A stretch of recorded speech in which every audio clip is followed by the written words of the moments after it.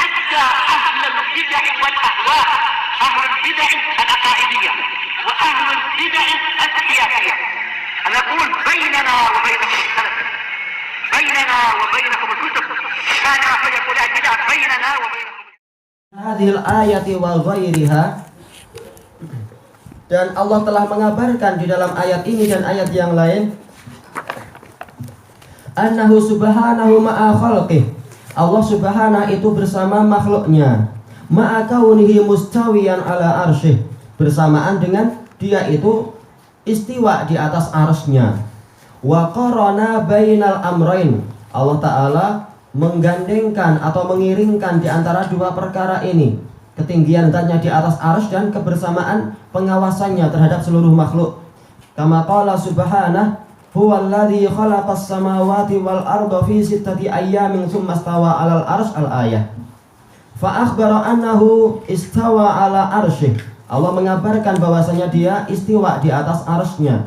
Wa annahu ma'a khalqihi yubsiru a'malahum, dan Allah itu bersama makhluknya, yaitu dia melihat amalan mereka min fauqi arsyih, dari atas arsy-Nya. Kama fi haditsil awal, sebagaimana dalam hadis awal yang di situ ada kelemahannya. Fa'uluwuhu subhanahu la yunaqidu ma'iyyatah, ketinggian Allah yang maha suci itu tidak bertentangan dengan, yaitu tidak membatalkan kebersamaannya. Wa ma'iyyatuhu la tubtilu uluwah, dan kebersamaan Allah itu tidak membatalkan ketinggiannya. Fakilahuma haq, dua-duanya benar. Kalau makhluk merasa ini tidak mungkin, kita katakan Allah mungkin. Kalau makhluk mengatakan bahwasanya ini mustahil, kita katakan bahkan di kalangan makhluk istilah semacam ini biasa dipakai. Yang mana ketika pasukan sudah sampai di suatu tempat, maka komandannya dari kejauhan dia mengatakan, jangan khawatir, saya bersama kalian, saya selalu mengawasi kalian dan setiap langkah kalian selalu di bawah kendali saya. Kenapa? Oh, saya punya drone banyak mengawasi kalian. Istilahnya saya bersama kalian, saya tahu apa yang sedang terjadi, bahkan langkah musuh kalian juga saya tahu. Ini ma'ruf di kalangan manusia. Oh, komandan kita tetap bersama kita sebenarnya, walaupun dia nun jauh di sana. Dan ini akan dibahas pola semacam ini oleh Syekhul Islam Ibnu Taimiyah di dalam Fatawa Al-Hamawiyatil Kubra. Tayyib. Qal fa hadhil ayah fiha isbatu sifatil khalqi kama taqaddam. Ayat ini di dalamnya ada penetapan sifat penciptaan. Allah Ta'ala mencipta segalanya sebagaimana telah berlalu. Wa fiha raddu ala man za'ama qidama hadhil makhluqat. Dan di dalam ayat tadi ada bantahan terhadap sebagian falasifah yang menyatakan tentang terdahulunya makhluk ini. Makhluk ini qadim, tidak ada batas awal. Dia qadim sebagaimana qadimnya Al-Khaliq. Kalau mereka mengatakan Allah sebagai Al-Khaliq, mereka nggak mau menamakan Allah sebagai Al-Khaliq, tapi apa? Sebagai illatun fa'al. Yang lain mengatakan illatun fa'alah. Dua-duanya nggak apa-apa. Nggak apa-apa dalam artian penamaan, tetapi nggak boleh, karena itu adalah apa? Penamaan dari orang-orang ahli filsafat. Mereka menolak nama-nama Allah, tapi mereka menetapkan Allah namanya ini. Padahal siapa mereka?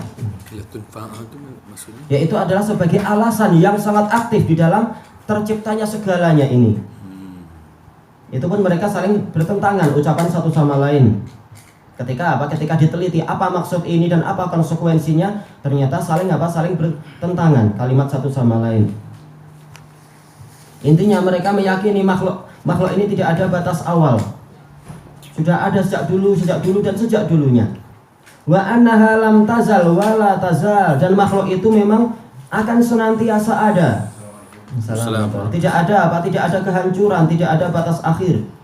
Ini sebagian ahli filsafat, sebagian yang lain mengatakan nanti memang ada batas waktunya untuk semuanya itu terhenti.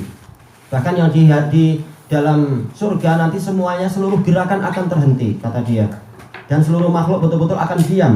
Sudah selesai urusan segalanya dan mereka akan diam. Tidak ada lagi kenikmatan, tidak ada lagi gerakan dan kehidupan. Sok tahu. Dari mana mereka tahu tentang kehidupan surga nantinya begini dan begitu. Baik. Wa fiha isbatul af'alil ikhtiyariyah. Di dalam ayat tadi ada penetapan perbuatan-perbuatan yang bersifat pilihan.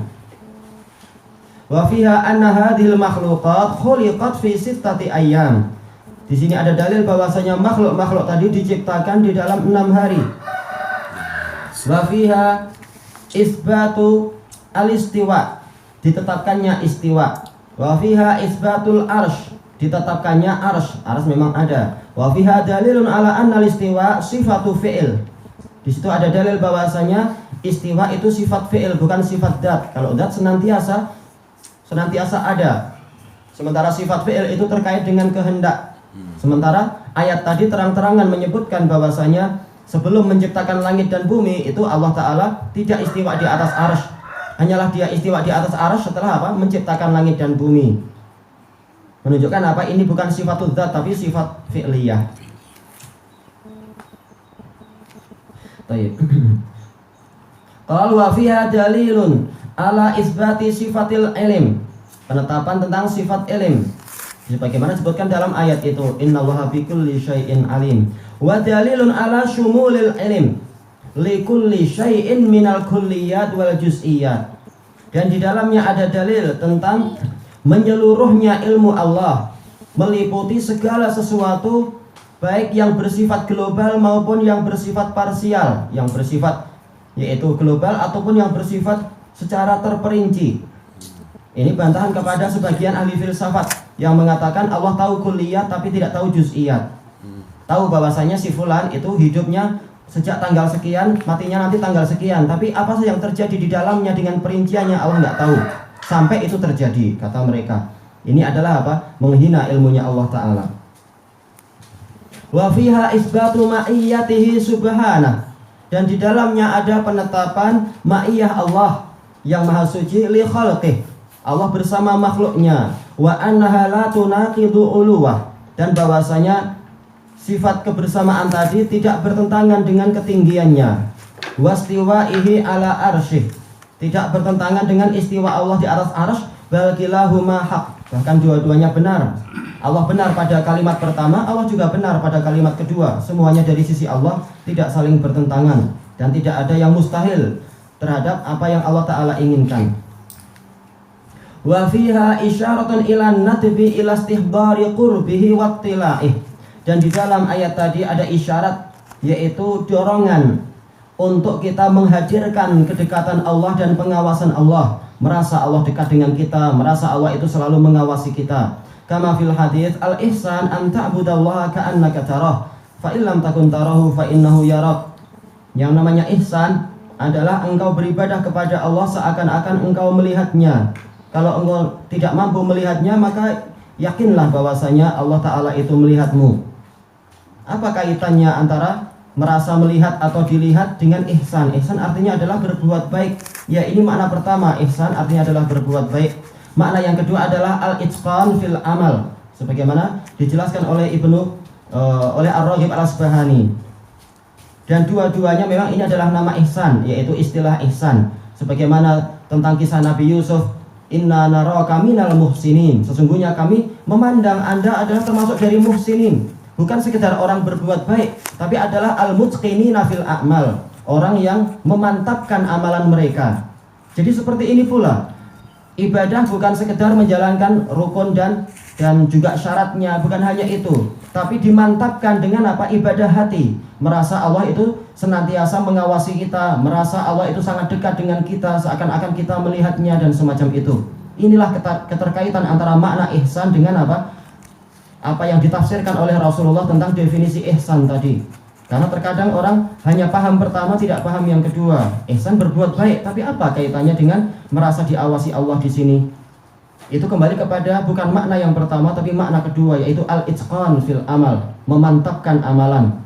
Jadi pemantapan ibadah adalah dengan apa? Ibadah hati sampai tingkat merasa melihat Allah. Kalau tidak mampu, selalu merasa dilihat Allah. Dan hadis ini ma'ruf. Bukhari nomor yang ke-50, Muslim nomor yang ke-9 dari Abi Hurairah radhiyallahu anhu. Dan juga diriwayatkan oleh Imam Muslim dari siapa? Umar bin Al-Khattab. Umar bin Al-Khattab hadis keberapa ya? Hadis kedua kah kalau tidak salah. Al-muhim dia di Muslim saja. Baik. Qauluhu ma yakunu yujadu, yaitu ma yujad fakana tamah, yaitu apa? yang setelahnya bukan isim yakun, tetapi dia adalah fa'ilnya. Berarti fa'ilnya yang mana? Yaitu salah satun itu. Dia sebagai fa'il dari yakun. Baik. Qauluhu min najwa salasatin. Salasatin kah? Oh iya, salasatin. Lalu bagaimana fa'ilnya berarti? Ya, fa'ilnya adalah dia itu juga, yaitu berarti apa? Najwa ma yakunu najwa salasatun. Minnya ini adalah sebagai apa? Sebagai taukidun nafi. Aslinya adalah ma yakunu najwa salasatun. Kemudian dikasih min sebagai apa? Taukidun nafi. Betul-betul tidak ada orang yang berbisik-bisik berapapun jumlahnya kecuali dalam keadaan Allah itu ada di situ, yaitu Allah tahu segalanya. Baik. Ma min najwa salasatin illa huwa rabi'uhum, kecuali Allah itulah yang keempat. Wala khamsatin illa huwa sadisuhum, tidak ada 5 orang yang berbisik-bisik kecuali Allah itulah yang keenam. An-najwa al-israrus salasah, yaitu perbisikan, ucapan pelan-pelan yang dilakukan oleh 3 orang. Fan najwa al-israr, najwa adalah yaitu ucapan yang rahasia. Qauluhu rabi'uhum lamma kana subhanahu wa ta'ala laisa min jinsi khalqih, manakala Allah subhanahu wa ta'ala bukanlah dari jenis makhluknya. Jelas Allah bukan manusia, bukan jin, bukan malaikat dan seterusnya. Ja'ala nafsahu rabi'as salasah, Allah menjadikan dirinya itu yang keempat dari 3 orang. Bukan istilahnya yang ketiga dari 3 orang, tapi keempat. Seakan-akan memang dia ini isyarat dia itu bukan dari jenis mereka. Wasadisal khamsah, yang keenam dari 5 orang. Idhuwa ghairuhum bil haqiqah, karena secara hakiki memang Allah bukan mereka. Wal Arab taqul, orang Arab mengatakan rabiu arba'ah. Kita lihat di sini polanya sama, rabiu arba'ah. Khamisu khamsah. Ini apa? 5 yakunu fihil mudhafu ilahi min jinsil mudhaf. Di dalam suatu pembahasan atau sekelompok orang yang mana mudhaf ilaih itu adalah dari jenis mudhafnya. Mana mudhafnya, mana mudhaf ilaihnya? Mudhafnya yang mana? Mudhafnya yang khamis, mudhaf ilaihnya yang khamsah. Seperti kita katakan saya adalah yang kelima dari 5 orang, ini jenisnya sama. Sebagaimana apa keyakinan orang-orang Nasoro yang menjadikan 3 sesembahan itu salisu salasah, maka Allah Ta'ala yaitu melaknat mereka, murka pada mereka, karena ini adalah pola apa menunjukkan Allah sejenis dengan mereka, karena memang mereka meyakini 3-tiganya adalah sesembahan. Tapi kalau rabi'u salasah inilah yang benar dengan apa penjelasan yang disebutkan dalam ayat tadi. Jadi jenisnya adalah lain. Baik, fa idza kana al-mudhafu ilaihi min ghairi jinsih. Adapun kalau mudhaf ilaihnya bukan dari jenis itu, qalu rabi'u salasah. Mereka akan menggunakan pola yang lain.